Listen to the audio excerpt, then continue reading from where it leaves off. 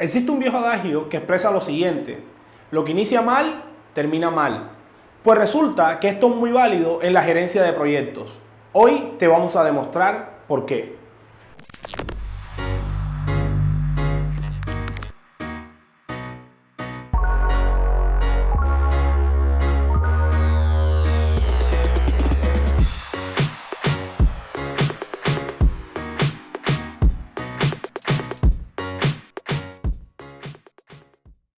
Cordial saludo, mi nombre es Javier Julio Bejarano, creador de la comunidad de mi llavería, especialista en gerencia de proyectos.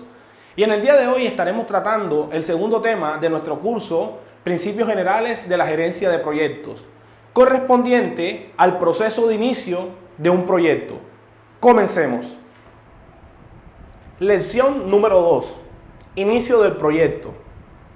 Antes de iniciar a hablar de esta segunda lección, llamada como inicio del proyecto o proceso de inicio, quiero recordar algunos conceptos que estuvimos viendo en la primera lección, correspondientes al ciclo de vida de los proyectos. Nosotros estuvimos hablando que el proyecto tiene un ciclo de vida o unos procesos o fases que son de vital importancia en la administración y gestión de la gerencia de un proyecto.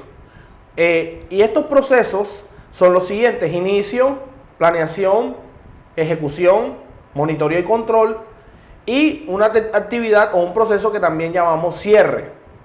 También dijimos que nosotros íbamos a estar estudiando cada uno de estos procesos o de estas fases. Pues bien, en el día de hoy nos corresponde estudiar el primer proceso, que se conoce como inicio. Pero antes de adentrarnos en todos los conceptos, nosotros tenemos que saber ¿cuál es la definición de esta primera etapa? Pues bien, el inicio es un proceso mediante el cual generamos y analizamos la idea de proyecto que tenemos. Y el resultado final de esta etapa o de esta fase es un documento que se llama acta de constitución de proyecto. Algunos teóricos también le llaman propuesta inicial.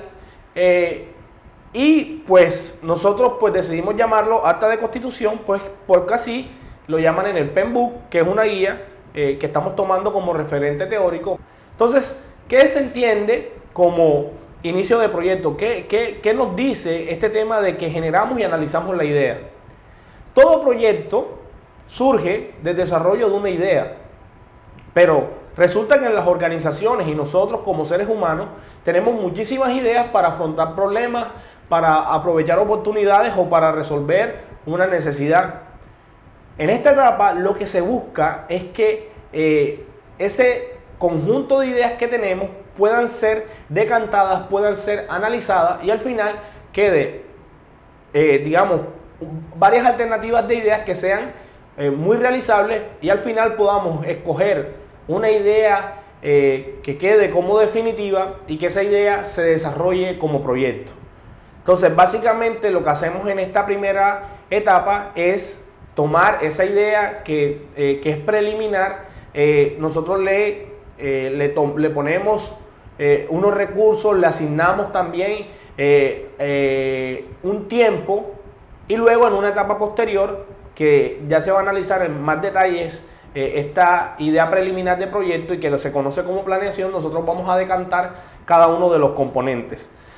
Pues bien, si estamos hablando de que esta etapa es donde surgen las ideas, entonces la pregunta es ¿cómo surgen? ¿Cómo se dan estas ideas? Pues bien, una idea puede nacer de una necesidad, también puede nacer de un problema, pero también puede nacer de una oportunidad. ¿Cómo así? Una necesidad, por ejemplo, en tu empresa se hace necesario crear un nuevo producto o servicio, o un problema, digamos, en tu vida personal, te quedaste de momento sin trabajo y pues quieres crear un proyecto para tener tu propio negocio, o una oportunidad. Tu empresa se da cuenta que si genera un proyecto puede tomar cierta ventaja frente a la demás competencia, y entonces podemos notar que de una necesidad, de un problema o de una oportunidad pueden surgir diferentes proyectos. Pero es importante que nosotros, para poder poner o aterrizar esas ideas en un contexto, necesitamos desarrollar unas estrategias que permitan que esas ideas que se generen pues puedan tener una viabilidad. Y para eso utilizamos unas estrategias que más adelante les estaré comentando qué tipo de estrategias se utilizan. Después de que tenemos una necesidad, problema, oportunidad, utilizamos estrategias para aterrizar nuestras ideas. Luego nosotros tenemos que tener una propuesta inicial de proyecto. Y en esta propuesta inicial de proyecto nosotros necesitamos identificar unas condiciones que se deben de cumplir. Identificar cosas como que, por ejemplo, un alcance inicial, unos costos o recursos iniciales, un tiempo inicial para nuestra idea. También tenemos que hacer un proceso que es muy importante, que es todo el tema de identificar quiénes participarían en el proyecto. Y al final esto nos va a llevar a que nosotros formalicemos un documento que conocemos como acta de constitución del proyecto. Transversal a todo esto, a todos estos procesos que estamos viendo, hay algo muy importante y es la identificación de los stakeholders. Los stakeholders es un concepto que se utiliza en la gerencia de proyectos para hacer relación a quiénes son los interesados del proyecto. Y cuando estamos hablando de los interesados del proyecto, no solo tiene que ver, por ejemplo, si es un proyecto personal, el beneficio que me va a traer, sea económico o sea de bienestar que me va a traer el proyecto, sino también tiene que ver, por ejemplo, si ese proyecto de una u otra manera afecta positiva o negativamente a otras personas, estas personas también son interesados en el proyecto. Pongo un ejemplo, digamos que una empresa va a hacer una construcción de una nueva sede de un edificio. Entonces, uno de los interesados de ese proyecto tiene que ser la comunidad vecina, porque de una u otra manera esa comunidad se va a ver afectada positiva o negativamente por ese nuevo desarrollo que va a tener tu empresa a nivel de infraestructura. Entonces, los stakeholders son valiosos en el desarrollo de los proyectos. Por ejemplo, hay un stakeholder que es vital, y es en el caso de que, por ejemplo, tú vas a desarrollar un proyecto y no tienes el dinero, el presupuesto para ejecutarlo tú solo. Entonces necesitas un patrocinador. Pues bien, los patrocinadores, que son los que en algún momento determinado aportan dinero, son un stakeholder que tú tienes que convencer de tu idea a fin de que te la apoye. Entonces también en el proceso de cómo surgen las ideas tengo que tener en cuenta también quién es mi stakeholder o quiénes son mis stakeholders. Entonces, por ejemplo, aquí quiero mostrarles algunas de las estrategias comunes que se utilizan para generar ideas. Por ejemplo, el diagrama de Ishikawa, la lluvia de ideas, reuniones con expertos, momentos de inspiración, talleres de creatividad y momentos de distensión. Por ejemplo, la lluvia de ideas, ¿en qué consiste? Es reunirnos con un panel de compañeros y en ese panel de compañeros pues compartir ideas en torno a la resolución de un problema, a abordar una oportunidad o a mirar cómo resolver también un problema de necesidad. Reunión con expertos, personas que conozcan mucho del tema y quieran hacer un proyecto. Entonces, entre estos expertos surgen esas ideas para resolver la situación que se plantea. Momentos de inspiración, esto tiene relación a que muchas veces nosotros tenemos un momento en el cual nos iluminamos y surgen ideas y proyectos. Entonces estos momentos también tenemos que aprovecharlos y rápidamente documentar la idea que se nos ocurrió para luego hacerle todo un análisis y convertir en esa idea que surge en un momento de inspiración en un proyecto. También ya existen muchísimas técnicas de innovación en los cuales se ejecutan talleres de creatividad y en estos talleres de creatividad también surgen ideas para proyectos. Y en los momentos de distensión, esto hace relación a que muchas organizaciones y empresas se han dado cuenta que, por ejemplo, que en momentos de integración, que en momentos donde se comparte con el grupo de trabajo o, por ejemplo, en tu vida personal, en momentos en que estás divirtiéndote, te vienen ideas que luego, si la trabajas, puedes convertirla en proyecto. Noto que el primer ítem, porque lo traigo como un ejemplo, que es el diagrama de Ishikawa, que también se conoce como el diagrama de espina de pescado por su forma. Este es un diagrama causa-efecto. Básicamente lo que hacemos acá es mirar cómo identificamos cada uno de los ítems que son importantes para nuestros proyectos. Por ejemplo, identificar los recursos que necesitamos, determinar necesidades o deficiencias, organizar la estructura de cómo sería nuestro proyecto, mirar alternativas para cumplir cada uno de los objetivos, y todo esto, todas estas causas nos va a dar como efecto que desarrollemos o tengamos nuestra idea. Este diagrama de espina de pescado se utiliza muchísimo en la gerencia de proyectos para el desarrollo de ideas, y por eso quise hacerle mención muy puntual de cómo funciona este diagrama, que es muy conocido y que se viene utilizando desde el siglo XX para el desarrollo de ideas de proyectos. También les hablé de que existen unos stakeholders o unos interesados, y pues quiero hacerte alusión de una matriz de Rivera y Hernández, en el cual hablan de unos roles y unas responsabilidades de los interesados en el proyecto. Entonces, por ejemplo, en un proyecto, en una idea de proyecto, siempre va a haber el proponente del proyecto. En este caso seríamos nosotros los que realizamos el proyecto, los que tenemos la idea de proyecto, y que en determinado momento nos va a tocar defender ese proyecto. Si estamos a nivel de una organización, los proponentes de proyecto sería el departamento o el área de donde surge la idea del proyecto.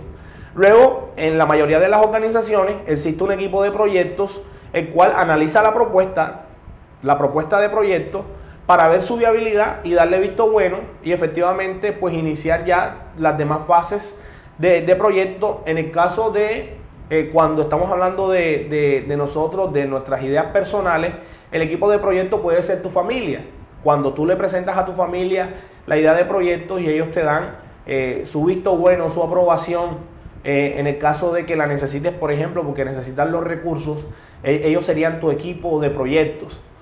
El gerente de proyecto es la persona que se encarga de gestionar o administrar durante toda la ejecución, cierre del proyecto, él mismo, y por eso es importante también que de manera inicial, desde el inicio, que desde que se está pensando en la idea, se involucre a la persona que vaya a ser el gerente de proyecto. Resulta que cuando son proyectos personales, el mismo proponente hace el rol de gerente de proyecto, pero en el caso de las organizaciones sí, la mayoría de las veces el gerente de proyecto es una persona completamente distinta a los proponentes del proyecto. Está el sponsor o patrocinador, que es la persona que en la mayoría de los casos va a proveer los recursos, y también tenemos que lograr que no solamente dé los recursos, sino que se comprometa con el proyecto. Y hay otros interesados que pueden ser personas que de pronto directamente no se ven involucradas en el proyecto, pero de una u otra manera el proyecto en determinado momento los va a afectar positiva o negativamente. Entonces es importante que si tú detectas desde muy temprano cuáles son esos interesados, tú los informas para cuando ellos participen en el proyecto no exista resistencia al cambio. Entonces miren, quiero mostrarles ahora cómo es la influencia de los stakeholders. Es un plano cartesiano. En el lado de las X tenemos el tiempo del proyecto, y en el lado de las Y tenemos cuál es el impacto, si el impacto es bajo o es alto. Entonces miren, cuando comienza un proyecto, nosotros vamos a ver que los interesados tienen una alta influencia. ¿Okay? Todos los interesados tienen una alta influencia porque tú necesitas la opinión de un conjunto de personas para que esa idea que tú tienes se convierta en una propuesta inicial de proyecto. Entonces ellos tienen una alta influencia porque ellos van a dar sus opiniones, y de pronto tú vas a tomar muchas de sus opiniones, pero hay una característica esencial, y es que los costos en principio son muy bajos. Como tú apenas estás planeando el proyecto, tú puedes permitir que ellos opinen, y los cambios que hagas en este primer momento no te van a afectar en tema de costo. Pero sucede que a medida que el proyecto va avanzando, la influencia de los interesados en cuestión de cambio va a tener un impacto muy grande. Por ejemplo, si hacemos una relación con el ciclo de vida y estamos en la etapa de inicio, no tiene ningún valor, no te afecta mucho el tema de costo, pero si ya tú estás en la ejecución del proyecto, te vas a dar cuenta que cada cambio que te pida un interesado va a valer mucho dinero. Por esto es importante de que tú en las etapas iniciales, en las fases iniciales, que son inicio y planeación del proyecto, involucres lo más que puedas a los interesados para que efectivamente sus opiniones no te cuesten mucho dinero más adelante. Entonces esa es la influencia que tienen los stakeholders en nuestro proyecto. Por último, quiero hablarles de los requisitos mínimos que debería de llevar el acta de constitución del proyecto. ¿Y cuáles son esos requisitos?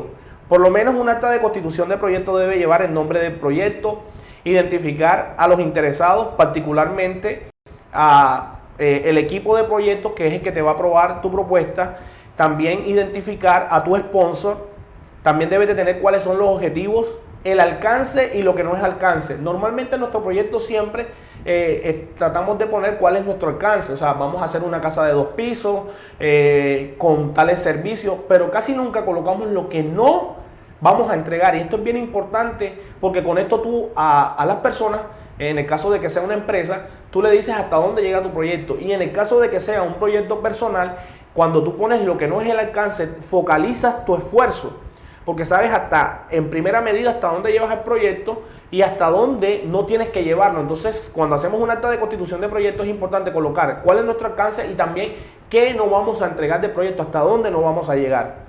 También debemos de saber cuáles son los entregables de ese proyecto, un presupuesto inicial, cuáles serían los criterios de aceptación de ese proyecto y un tiempo de entrega inicial. Bueno amigos, con esto damos por terminado nuestra segunda lección de nuestro curso Principios Generales de la Gerencia de Proyectos. Esperamos que haya sido de su completo agrado, que nos dejen su comentario, que lo compartan con sus amigos, que le den me gusta, porque de esta manera vamos creciendo y vamos impactando al mayor número de ciudadanos posible.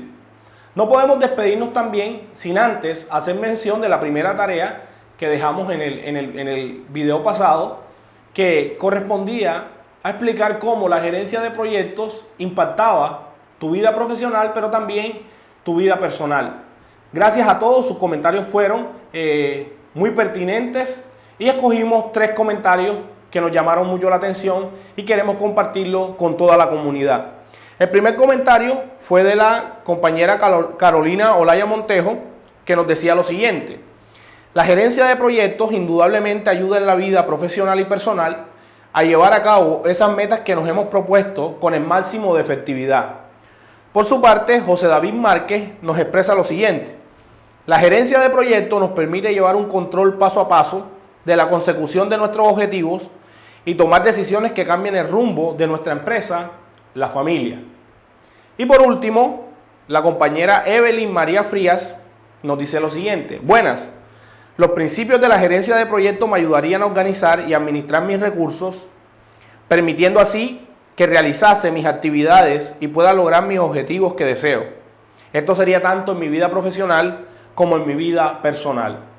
De verdad estamos muy agradecidos con la respuesta que hemos tenido en la comunidad. No olviden que en la comunidad de Millavería somos todos y en la medida en que participemos vamos a ir creciendo. Estén atentos a nuestra tercera lección y nos vemos en una próxima oportunidad.